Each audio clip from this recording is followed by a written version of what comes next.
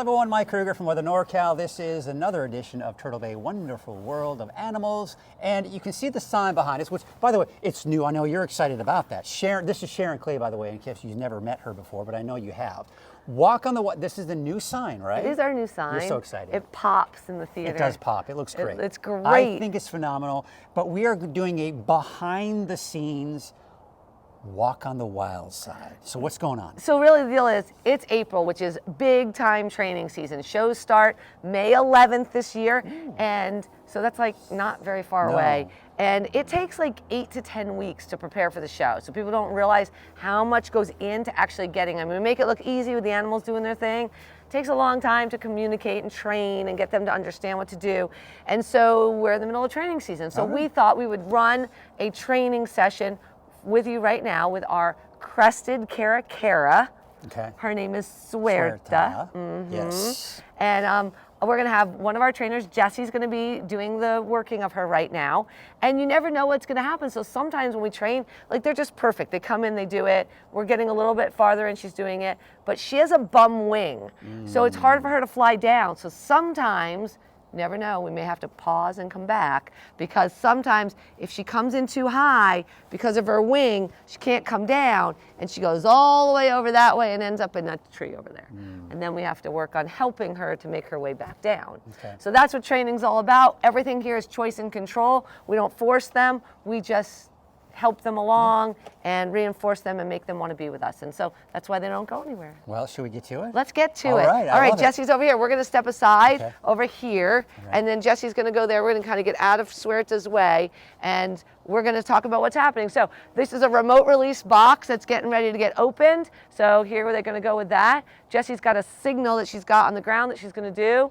Let's pop that box open, and we're going to call her. She can call her name.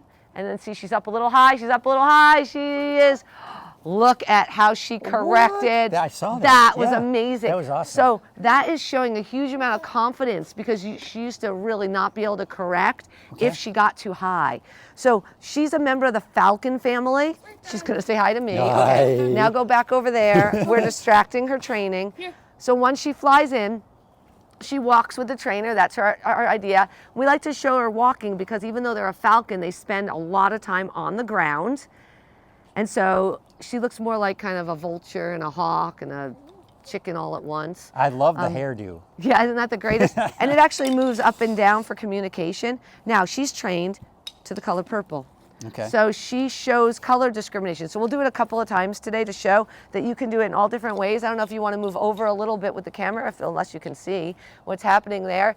And you can see that no matter what we do, she will keep going to the color purple. It shows that they have great color vision. They actually see in the ultraviolet light spectrum. So this is something that you're kind of this is the beginning phase. It's eventually going to get to the script and everything that you kind of do when you're kind of going into it. So we'll call her back over here and we'll just talk a little bit more about her over here, little girl. So yeah, we're going to get into the script. We're going to get into music. Everything's choreographed. The show is 30 minutes. It's got 13, 14 different animals in it. It is fun, educational. It goes so fast. And it's twice a day, starting on May 11th, every days but Mondays. This is exciting. This is exciting. It's exciting that you got the show coming up here soon. And then on top of that, the training behind all of that and everything that goes into it. It's a lot of work. It is a lot of work, but it's honestly my favorite thing that we do here is the shows and the training, because a trained animal is a healthy animal. Remember that for your dogs, your cats, and all your animals at home. A trained animal is a healthy animal. Lots of studies have shown it. I love watching. This is an animal that actually was completely wild. Like, she was hit by a truck, she was in the wild, and look how comfortable she is with us. That's I know. That's the power of choice and control and positive reinforcement. So we love it, and we hope that everybody comes out and sees us for the show. No, we're excited about it, and I'm sure you all are excited about it as well. Thank you, Suerta. Thank you, Sharon, and we will see you next week for another edition of Turtle Bay Wonderful World of Animals.